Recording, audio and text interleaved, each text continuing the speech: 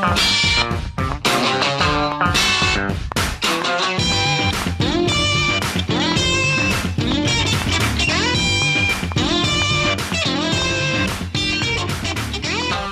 folks, you know you're in for a treat when you hear that tune because it's time for another week of the Rec Poker Podcast. I'm so excited to be here hosting the show. If you don't know what's going on with Rec Poker, we're a group of enthusiastic recreational poker players. We love studying together, playing together, commiserating together, celebrating together. We do it all in this poker community that we formed called Rec Poker. You can go get a free account right now. Just scroll on over to rec.poker and sign up. All it takes is an email address and a smile. And because of so much of what we do is free, I have to thank our sponsors, the amazing Running Aces Hotel, Racetrack, and Casino, which have been with us since way back when. We appreciate their support. We appreciate the support of all our premium members who pledge their $15 a month to keep us going and to let us keep doing the fun stuff that we do. But the free members are a huge part of what we do here, and that's why our audience is a great part of Rec Poker Nation. Thanks for tuning in this week. I talk often about how the Wrecking Crew is the real magic makers behind the scenes here at Rec Poker. My name is Jim Reed, Bluffsterini in the home game, and you can find me on Twitter at Rec Poker Jim. But I'm just the guy in front of the mic on Mondays. Like I say, it takes a whole crew. If you want to find out more about me and the Wrecking Crew, you can go to rec.poker/crew, or you can just listen up because you're going to meet a few of them tonight, starting with Ben the Man Enslow. Thanks, Jim. BJamin96 on Twitch is how you find all my stuff, all my Twitter and everything there. And I'm East Coast Bitter in the home game. And I'm Chris Jones. You can find me 5B5 on Twitter or 5x5 in the Poker Stars home game. I'm Rob Washam, and you can find me Rabman50 just about everywhere. And as I mentioned at the top of the show, this is the forums edition of the podcast where we get right into the strategy conversation. Normally, on our chats edition of the podcast, we invite someone from the world of poker, a luminary from the poker world, to come and talk on the show, get to know them and their story a little better.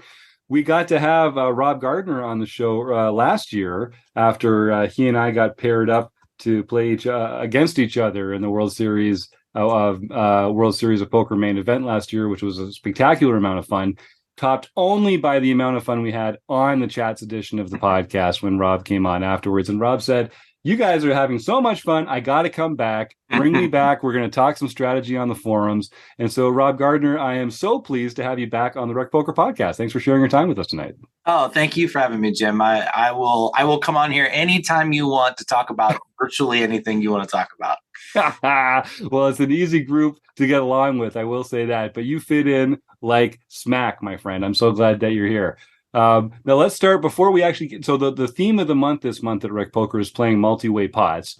And we'll get into that shortly. But I want to hear a little bit about what's been going on with you since we had you last on the show. What are you getting excited about? We're recording this just before the end of the new year, but it's going to come out in January. So I guess, first of all, happy holidays to you, my friend. And why don't you tell our audience a little bit about what you've been working on and what's exciting you about the world of poker these days? Yeah, so I got approached coming out of the World Series by two people who had the desire to do a big project in poker. Their goal was to overall try to bring 100,000 new faces into poker. And the way that they wanted to accomplish that was by trying to make the game more accessible, in particularly adding to the entertainment value of poker and also trying to make the game more accessible from an educational standpoint. And when they approached me, I'll be honest, I was kind of apprehensive. I'd been out of streaming for almost 2 years. And I wasn't sure at first if I wanted to get back into it, but when I kind of heard the vision for what they wanted to do, I started warming up to the idea quick. And then what really intrigued me was that they wanted to stay out of the limelight for a while and let the project breathe on their own. So these are people some of you may know, may not know. And they've, put a nice budget to this project to kind of give us the opportunity to do what we want to do. But they don't want their name to influence the project in any way early on. So they're staying in the background and kind of being involved in a persona sort of way, but not making themselves known. And so it's a really fun and interesting project. There's a lot of plot that's been developed for the next several months that's going to kind of intrigue the story. And part of the story will be people trying to figure out who's in charge and kind of all of the speculation that goes on with that. But most importantly, the project just aligned with my core values in that, you know, we want this game to be enjoyable. I think all of us got into this game originally because it's fun.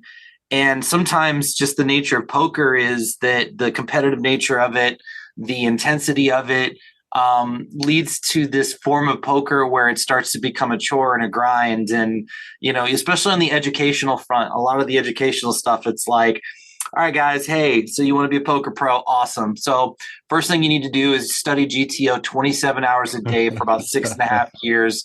And then after you've memorized about 687,000 spots, then you need to practice for about another 4 years.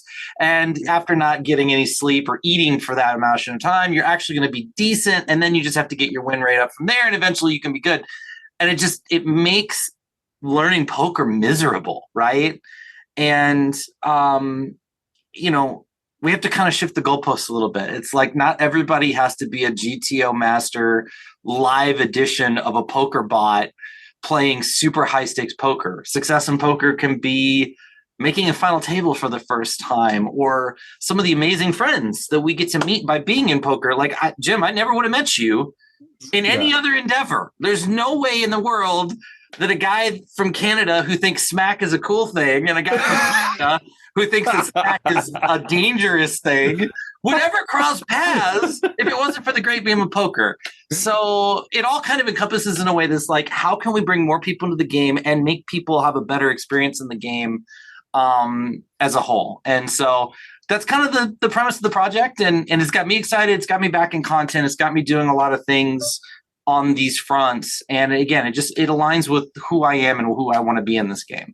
Well, it sounds like a great mandate, the kind of thing that everyone here at Rec Poker would be right on board with. You're very passionate about it. You're enjoying it. If people are listening and they haven't had a chance to get more involved, where would you direct them? What's the best way for them to kind of dip a toe in and see what's going on? Yeah, I mean, probably checking out the stream. You can catch me over the stream at twitch.tv/pokerpastor. That was actually my old former name that I streamed in. Yeah, we're going back a little bit. That was one of the requirements that this I don't know what to call them. I mean, they have code names, but it sounds weird using it. But my bosses were like, if you're coming back under the old name. That's when you were at your best. And we didn't like what you did after that. I was going to say, that's when you were at your best is kind of like a subtle diss in a way. Yeah, I mean, they were very blunt about the whole thing. So yeah, they can check me out over there. Obviously, you can follow me on Twitter at Rob Gardner Live. And a lot of the stuff we're doing with the project will come out from there as well. Right on. So one of your along with Ben Enslow here, two of our Twitch streaming champions. Thanks for the raid, by the way, my friend. Yeah, no worries. I was super excited to see you live because I'd heard the hype, here at Rec Poker and hearing stuff about the stream. So I was excited to see you live. So yeah, I fired off the raid there. It just worked out perfect for our session and stuff there. So yeah, that was awesome. And I loved hearing about the Easter eggs too. I caught a little bit about that. Yeah. So I'm excited to see more on that end. I grew up in the 80s, man. Yeah, I can't even tell you how many years I wasted trying to get to Minus World and Super Mario Brothers 1 as a kid. So all about it. Yeah, awesome. That's great. Okay, so let's roll right on into it. I'm excited. I want to pick your brain, Rob. Just in case we get lined up at the same table of the World Series of Poker main event next year, I want to have a little more insight, a little more preparation. But I can take you apart on the felt, my friend, when the time comes. So Chris Jones, who's the director of membership content here, has a different theme of the month every month. The theme of the month in January is playing multi-way pots. Chris, I guess why don't you start just by sort of talking about, in your mind, as you prepared some of the material that went into the theme this month, what sort of stood out to you, and what do you think are some of the most important factors when we're talking about multi-way pots? Well, I would love to hear Rob's point of view before I yammer on about that. But one of the things I think the reason we did this topic is just so many requests from our members saying, like, there's all these tools out there. There's all these like, either, charts or solves or things that they've heard of, or maybe experts even talking about it, but they all say, well, it's a heads up pot, because we don't know how to figure this out and it's so hard to figure out. And then, but in my games, I end up playing more often, maybe not more often, but a lot of the time, especially in maybe lower stakes, sort of recreational type tournaments, we're heading to the flop with a lot of people in it. And I don't know how to necessarily take some of those lessons that maybe people are talking about at higher level poker where we're going heads up most of the time into sort of pots. Like, how do I approach these things differently? And I think that's where we really started the framework for talking about this, is like,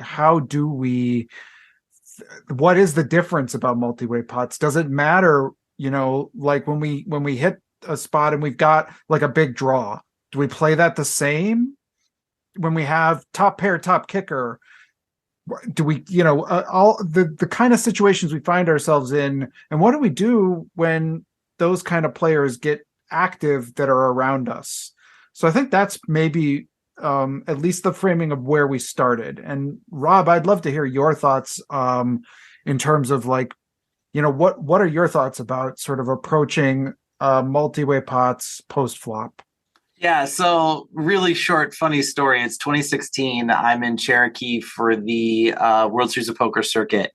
And I had been playing a ton of online, been getting coaching, been, just working my tail off. And so there's a chance to go out and play live. And, anytime you haven't played live, and I was like, a chance to show what you got, right? So I'm all like locked in. I'm going to just run this circuit over. I'm going to be one of the best players. And I sit down at my first table, and we go 8 ways to every flop for the first like 30 minutes. And I'm like, what is going on, right? And so then I started like I'm like, well, I'm going to push these guys out of the pot. So I started raising to 7 big blinds. Everybody would call. I started raising to 10 big blinds. Everybody would call. Finally, I got aces. I raised to like 16 big blinds pre-flop. There were like 4 limpers in front of me. I raised to 16 big blinds. I get 4 callers. Right? Flop comes king 7-3, and I just rip my aces. I mean, what else am I going to do at that point? Guy across the table calls, and I'm like, oh, God, you got a set. And he goes, no, I got 3-7 suited. Just flips over bottom 2 pair and like ships this like 230 big blind pot or something. And I walked to the exit, and I remember calling my coach at the time. I'm like, what is going on? Like, I don't know what to do.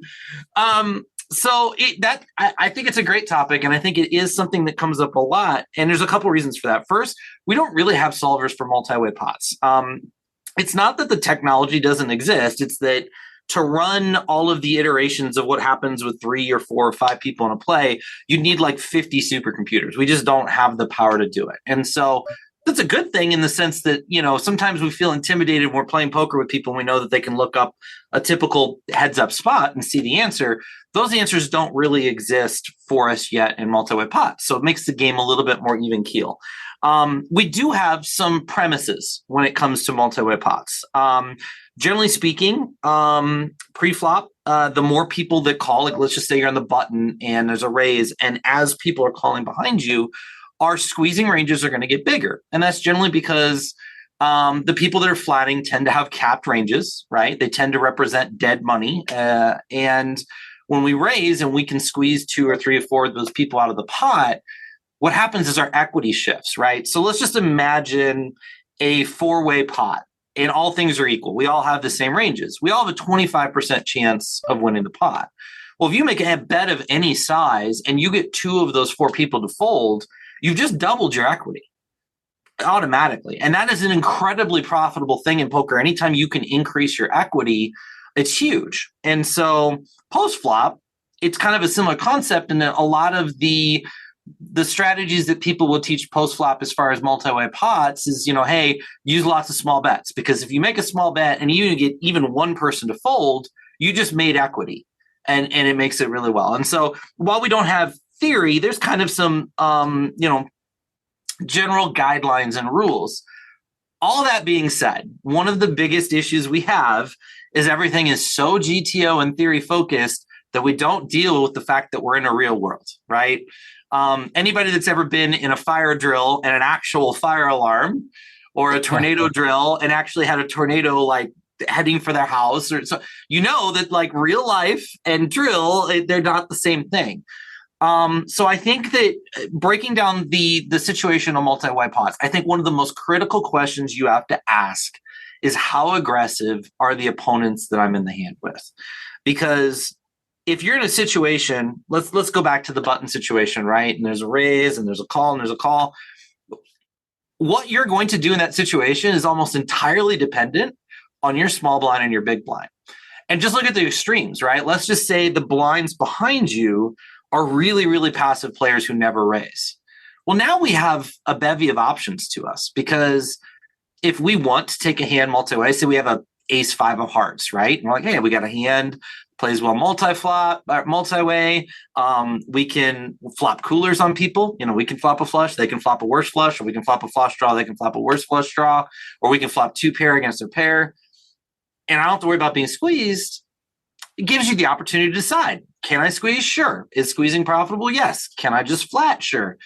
Is flatting profitable? Yes. Right. And you have options.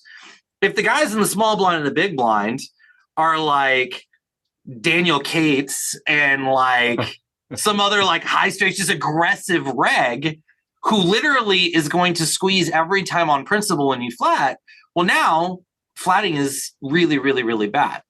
And I don't think there's enough discussion about like understanding like who is behind you and letting that play in. A lot of the games we play, we really do end up in games where people don't squeeze anywhere near enough. They don't understand squeezing. They kind of have this, I just want to see a flop, you know, or their squeezing range is really, really, really, really tight. It's like, you know, aces, kings, ace king, maybe ace queen if they've had a couple whiskeys, and that's it. And so, you know, when they see a hand like pocket tens, like, well, I got to set mine with pocket tens. What else are you gonna do with pocket tens?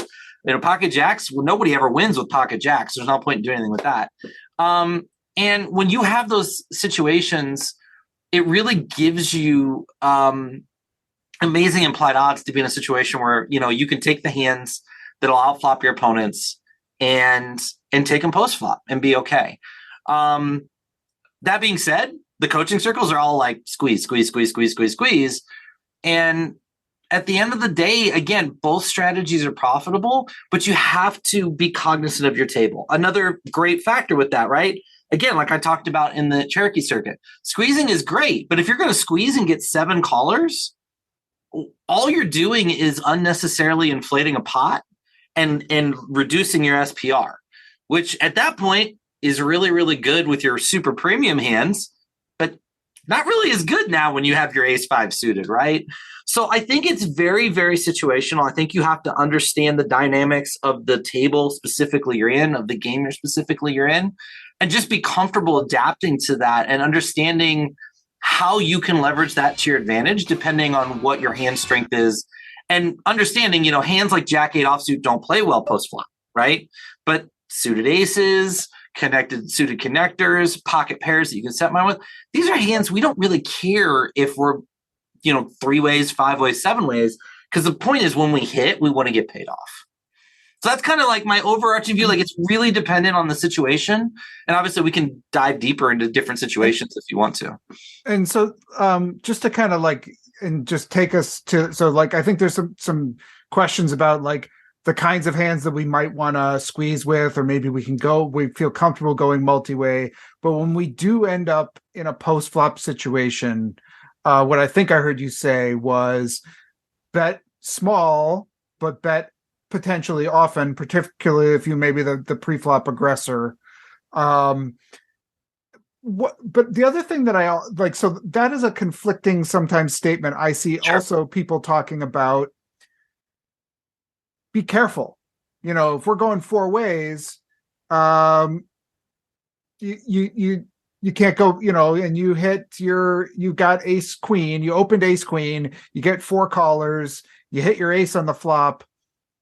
You might not be able to go 3 streets with this and go broke with it. So how do we balance this idea of what I loved what you said was when we make a small bet and we get two people to fold, our equity doubles, even if we had this, the same going into the beginning of the hand.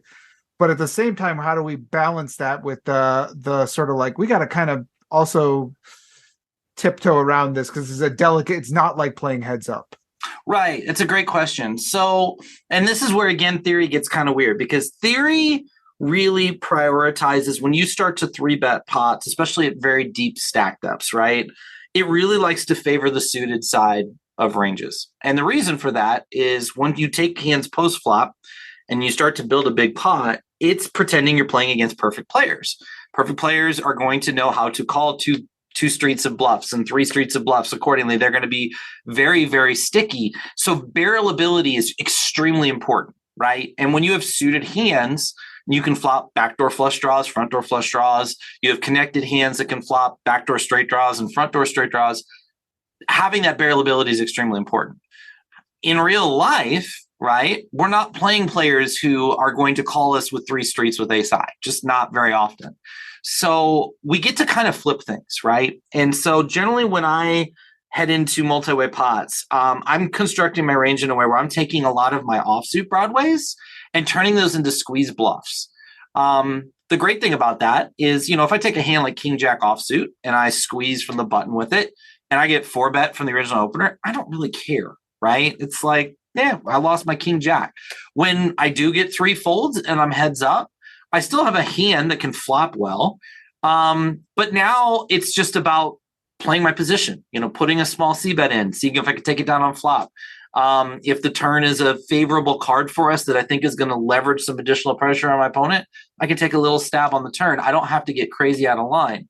And then when I have my suited hands, by flatting those hands, we put ourselves in a position where we're really not, the goal is not, hey, let's get top pair, right? Because, and that's one of the advantages of being 7 ways. It's like, yes, being 7 ways, you're not going to make as much money with top pair, but the money you're going to make when you hit your flushes and trips and sets and 2 pairs and straights and full houses is so much more that we don't mind that we're giving up a little bit of EV. And so like the example you said, say we have ace queen suited, right? And there's raise, caller, call, call. And we go ahead and do something a little spicy. We put ace queen suited into our calling range because we don't want to scare off 4 or 5 of hearts in the same suit as us and 6, 8 of hearts and all those hands. And the flop comes like queen 7, 4, right? Those are definitely spots we have to be very careful. And again, it gets to be a little bit situational, but what you just have to understand, you almost have to treat it like a bomb pot, right? Because when you're getting 7 callers, there's nobody to the right of you that's like, what's my 4 callers in front of me 5th call range, right? And they're like looking at a chart. They're just like, sometimes they're literally not even looking at their cards. They're like, there's 4 callers. I'm not folding. Because it's that if I hit mentality, right? If I call with my deuce 7 offsuit, nobody's gonna put me on deuce 7 offsuit. When I hit trips with my deuce 7 offsuit, I'm gonna print. You guys are all laughing because you're like, I've done this before. I've seen this. Like, yes, right? Yeah. So yeah, it's one of those things where you just have to bring your hand strengths up a little bit, right? So normally where top pair, top kicker would be really good, you're kind of treating that like second pair. And you might treat 2 pair like top pair and top kicker. And you might treat chips like 2 pair. You just kind of bring your hand strengths up a little bit and then ask yourself again situationally, right? What would you do with second pair in this place? If the original raiser bet and everybody folded to you, what would you do with second pair? That's kind of what I would do with top pair, top kicker, and a multi-way side. And I'm simplifying it a little bit, but if you get comfortable bringing those hand strengths up, you don't have to learn a brand new system, right? You just have to equate this situation to a situation you already are very familiar with and just make a minor adjustment. I love that. That actually sounds a lot like what Rob Washam's talked about in his book study. The last one we did was Endgame Poker Strategy, the ICM book by Daryl Carney and Barry Carter. And they talk there about how in ICM situations, your hand strength drifts down. So if it used to be a bet, now it's here, Rob, why don't you can probably explain this better than I can. Yeah, well, because essentially in ICM situations, right, you're factoring in not just the EV of the hand and the EV of your chips, but you're factoring in your tournament life, right? And so your tournament life has literally monetary value. And so when you're in a situation where you're looking at, you get to a flop and you have a potential stack off situation, it's not enough to have a chip EV call, because sometimes you get into situations where it may be chip EV positive, but what it'll cost you in terms of the actual cost of losing your tournament is financially negative, right? And so then, especially like in bubble situations, satellites are like some of the best examples, right? In satellite situations, like you're in a spot where winning the hand might get you a slightly bigger stack or a slightly better chance of winning the tournament. Losing the hand costs you a min cash. And I always tell people, I'm like, would you bet 35, let's say the min cash is $35. Would you bet $35 right now to increase the odds of you winning the tournament by $1.75, right? No, of course not. So now all of a sudden coin flips are good and, 70-30s aren't good. You really need like a 95-5 spot. And so it's just a matter of, in situationally speaking, when you get in those spots, you have to really crank up, like it can't be good enough to just be like, well, I might be live, or, as long as my opponent doesn't have a flush, I'm good. Like you really have to be like absolutely guaranteed, because the min cash is guaranteed money. So I think it's a similar concept in that, like, situationally speaking, hand values go down because of all of these other factors that are in play. And so the easiest way again to do it is just to shift up. And sometimes it has to be really extreme. You have to say, do I have the nuts? No. Sometimes it's literally, do I have the nuts and will they hold? Right. I've seen situations where you can flop the nuts, especially in like Omaha and some of the 4-card games. You can flop the nuts and fold correctly. And that really kind of changes the entire dynamic of how we play the game. No, I love that. It's a great insight. I think people get stuck on sort of the absolute value of their hands, and they don't appreciate how important it is to examine the context of the hand there. So we've kind of talked about bet sizes, kind of sizing down because you still get to execute a lot of fold equity. And we've talked about capturing that equity. We've kind of talked about sort of this sense of playing more straightforwardly, not necessarily bluffing less, but just kind of making sure you don't get out of line. How important are other factors like stack depth? Like if you're looking at a situation pre-flop, and you have a circumstance where you could decide to either try and ISO raise and get it heads up, or you could come along and play multi-way. What are some of the other factors that we should be thinking about when we're trying to decide, do I want to take this multi-way? And I mean, hand strength, hand characteristics would be one of them. But does stack depth come into it, or does like tournament stage come into it, or what are some of the less obvious things to be considering in that moment? So I think one of the biggest mistakes people will make, because this has been ingrained into us, anybody that's spent any length of time studying, is the overlimp, right? Like we get 4 limpers, like not even a raise and 4 callers, but there's literally 4 limpers, and we feel like if we limp for the 5th person, if we're the 5th person limping the hand, then the Church of Poker God is going to come into the room and strike us down, and lightning is going to come from the sky, and we're going to end up being a Twitter post because, one of the big high stakes poker players is going to be like, did you see that guy at that table? He limped after 4 people limped. What a terrible play. Like, again, it's very much when you're talking about like some of these other things like stack depth, right? You have to ask yourself what your raise is giving you. And one of the dangers of squeezing when you start getting down to 50, 45, 40, 35 bigs is if you put yourself in a situation where, let's say there's 4 limpers, right? And you're sitting on a 40 big blind stack and you squeeze to 7 bigs. If you get 2 callers, now you're at an SPR of like 1.5. And this causes multiple problems. The first problem it causes is you have a kind of an awkward stack where you can't really fire 2 barrels, right? But you don't really know if 1 barrel is going to work, but over shoving is kind of weird. And so now you've just, again, unnecessarily inflated a pot where you have no idea where you're at because you're playing up against people that aren't playing, normal ranges.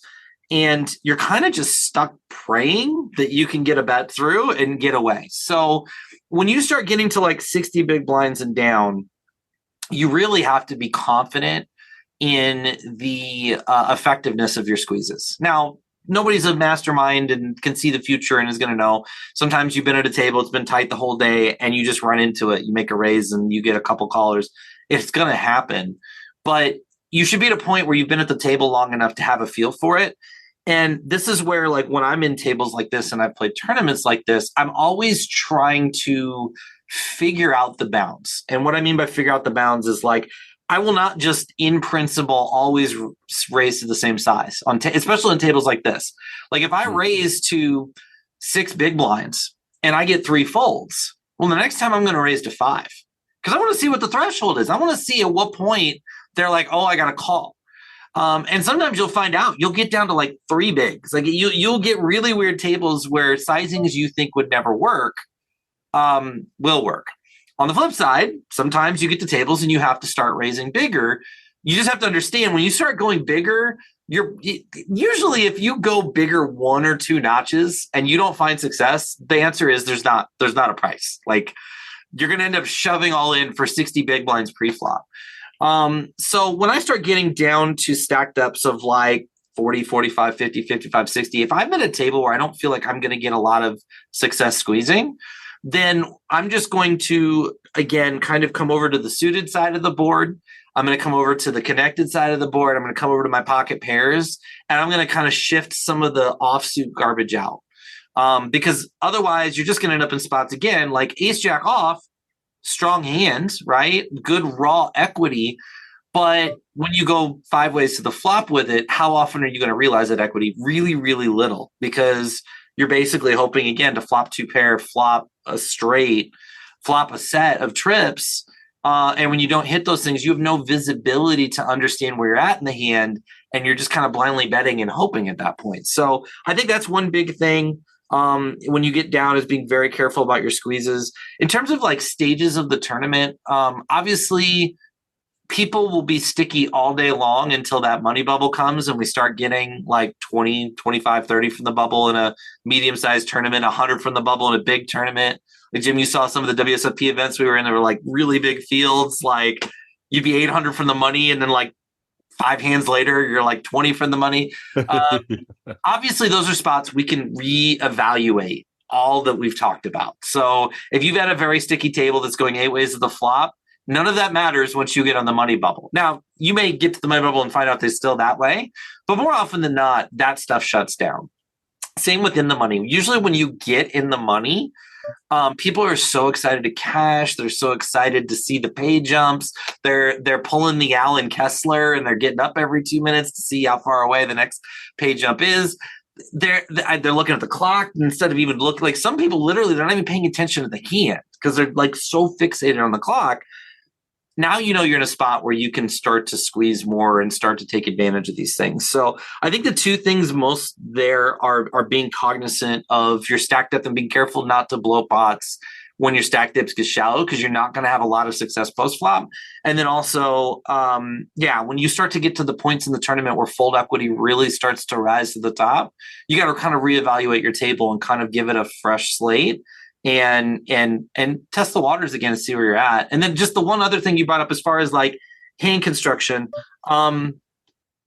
like I think everybody knows that like suited aces are like really good hands, obviously in multiple pots. But I don't see a lot of people getting to like king deuce suited, queen 3 suited type hands. And those hands are incredibly good because not only are they, second nut, third nut draw, flush draws, but when you have like a high card, low card, you're unblocking all of those suited connectors and suited gappers that people love to play. And so like sometimes in multi-way pots, a king deuce suited is better than a king 8 suited, because we're not hoping to run into 2-3 suited very often. But like now all of those 8-9s, 8-10s, 8-7s, 8-6s are all in play. And it's not like the kicker matters because, again, we're not playing for top pair, right? We're not playing to hit king 8-6 and then go with our king deuce. We're playing for much bigger pot, or much stronger hand strength. And so people kind of shy away from those hands, and those hands actually play incredibly well and profitable in multi-way situations because of that unblocking nature of the flushes and straights. Because, flush over straight is a thing too. So those are hands that I think people miss that sometimes you want to kind of bring into the mix with this. Yeah, I love that. I could see Chris was like getting excited like it was Christmas morning over here earlier. Started talking about sizing. The theme of the month in December was playing against limpers, and the theme of the month in February is sizing. And so we've been talking a lot sort of over the course of the last little while about exactly the spot that you mentioned at the top of the show, Rob, where, you get to this table and you're trying to find that threshold. You're trying to find that pain point, that number that people start folding to. And I'm sorry to hear that the podcast is ending in March, because once you've taught them how to master limpers and sizing and multi-way pots, they're not going to have anything left to learn from you, Jim. That's the end of Rec Poker, guys. It was great. We had fun. You guys are all taking the master class now. Yeah, we're going to start rebranding as Pro Poker starting in March of 2023. Y'all heard it here first. You heard it here first, folks. Rob Gardner brought it on. Can I get the first hat? You can absolutely get the first hat, my friend. All right, booked. We got a deal. Perfect. So I guess my last question for you, and I know if Ben and Rob and Chris have any more, we'll happily bend your ear for a little longer. But as you realize that you have to start sizing up in order to get some folds, how does the strength of your range correlate to that? Like, do you have to start narrowing your range as soon as you go up a few pot sizes, or do you just drastically drop off a cliff when you get up into double digits or something like that? Or do you maintain your range and just use bigger sizes to leverage the situations that you're trying? Because I think people do have trouble with this kind of these cusp situations where they feel like they should be raising, but they get uncomfortable doing it to the size that will generate the folds that they're trying to get. Yeah, so this comes down to really paying attention to your opponents and understanding how they react post-flop. Remember, in a lot of these squeeze situations, our goal is to have position. Like, one of the reasons in a vacuum that overcalling or overlimping is so bad is we allow people behind us a really cheap cost to get position on us. And we know equity realization and position go hand in hand. They're massive, right? So when we're squeezing, generally speaking, even when we're getting multiple callers, it's going to be out of position people. And then we get into a situation where we get post flop, we see a flop. The number one question is, how do my opponents react to C-bets? We still, very fortunately, live in an era where quarter pot C-bets are incredibly profitable. And there is an extensive amount of data from HUDs, from the low stakes all the way up to the nosebleeds. Like, you wouldn't think in the nosebleeds that like quarter pot C-bets are profitable. Even in nosebleeds, like, because again, a quarter pot C-bet only has to work a fifth of the time, right? You can actually not get that bet through a majority of the time and still be mathematically profitable. So this is where you have to have an understanding of the people you're going up against and how they're going to react. One of the things I learned early on in my training with Ryan that was mind-blowing to me, we were talking about raising the button against the big blind, and I had raised to like three big blinds from the button. He's like, "Why are you raising so big?" And I'm like, "Well, I don't want him to call." And he was like, "What if you make more money when you call?" And I was like, "What do you mean, what if I make more money when he calls? I'm going to make more money if he folds." And he's like, "Well, no, because when he calls, he's going to fold, 76% of the time on the flop.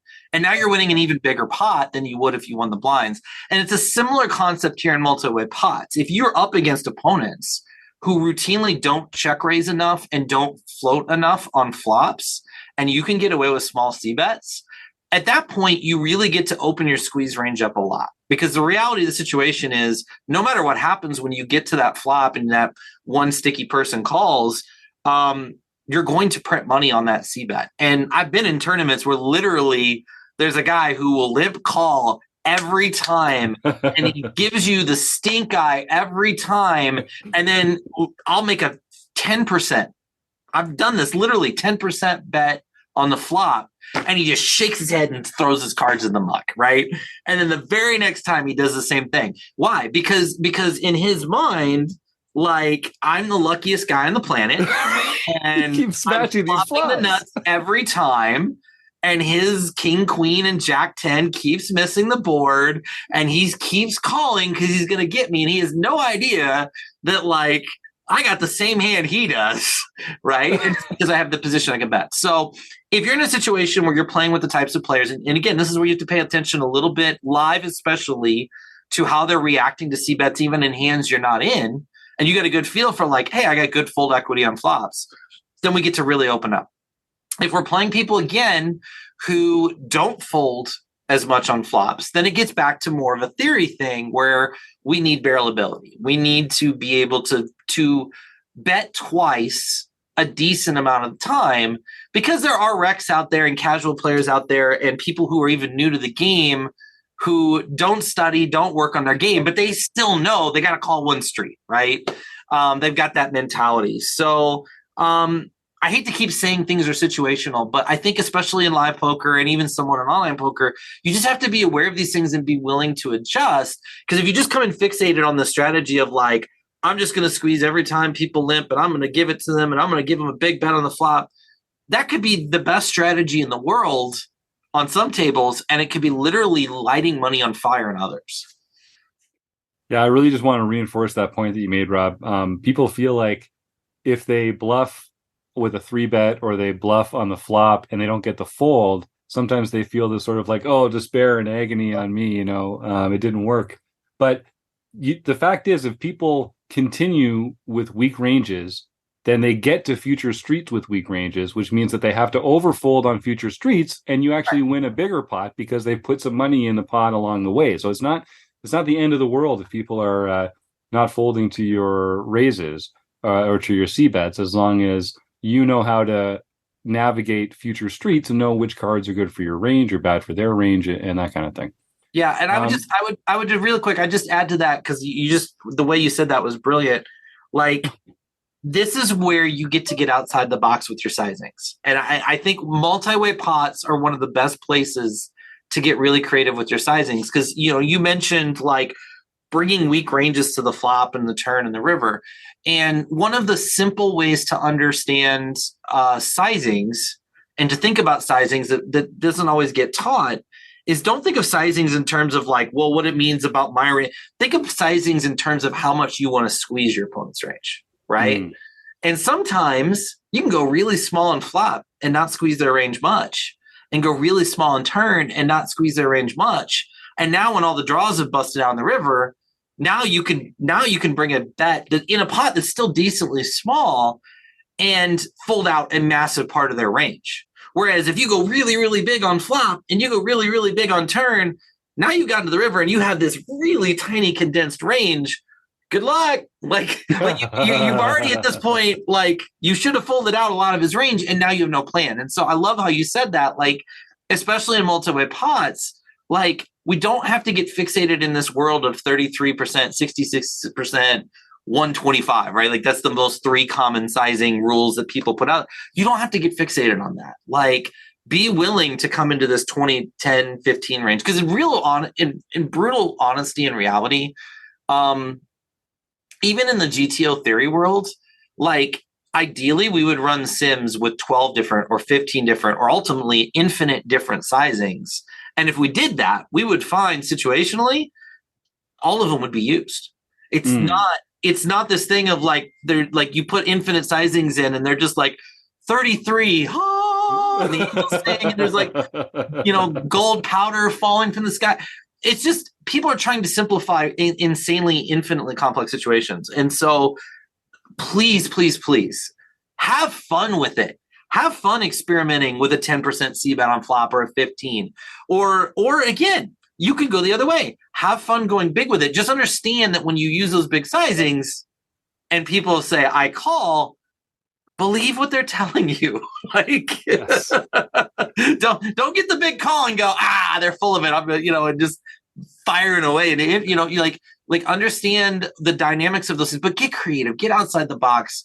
And like you said, keep the range weak for a while and then pound when all of that unrealized equity is died in busted flush draws and straight draws. That's beautiful. And I guess the last thought I'll leave our audience with on that is also think about how the top of your opponent's range might respond to small bets as well. And when they decline to raise or to get aggressive, they're also kind of capping their own range, and they're kind of telling us that they don't have a monster, and that does wonderful things to your ability to take it away on future streets as well. You got to stop making good points, Jim, or we're never going to get this podcast over. All right. Because honestly, one of the reasons this will be my last point. One of the reasons the small bets work so incredibly well, okay, is what you just meant. You just nailed it. You could write a book on this, Jim, because when you get to the flop and they flop a set and you bet 10% and they call, you just rob them of equity. Now think about that. They flopped a set. You bet with the losing hand and you rob them of equity because their profit should be way more than 10% in that situation. So you actually steal money from them by making a small bet because they don't have the willingness to raise in a spot they should be raising. And the smaller we go, they should be raising massive amounts of the range. And in real life, it just never happens. Okay, I'm not going to listen to whatever you say next. That way I don't. One thing you said, Jim, is they're capping their range, but they're not, because I've played with many people that will limp with aces. You raise, they call. That top of their range is still there. I mean, if they're going to limp with aces or ace king or even kings, and they play it passively all the way down to the river, and all of a sudden you get to the river and they show up with aces or kings, you go, how can you have that hand there? Because you would never play that way, but they do. So and then they storm out when they get cracked. Exactly. So it just goes to show how important it is, like Rob was saying at the beginning. Pay attention to the table. Every table's different. Different players at the table are going to have different eccentricities and peccadillos, and you really have to kind of know who you're playing against and how they're going to surprise you. Know the errors that they're going to make and punish them accordingly. Well, Rob, I think we could probably have almost as much fun if we did this again next week. Do you want to come on back and we can talk about a hand and see if we can tease some more fun out for our audience? You bet. All right, sweet. Well, then, without any further ado, I want to thank the Running Aces Hotel, Racetrack, and Casino, Ben, Rob, and Chris, and of course, Rob Gardner for coming out here and letting us bask in this poker knowledge on Multi-Way Pod. And thank you, the listeners. We'll see you next week.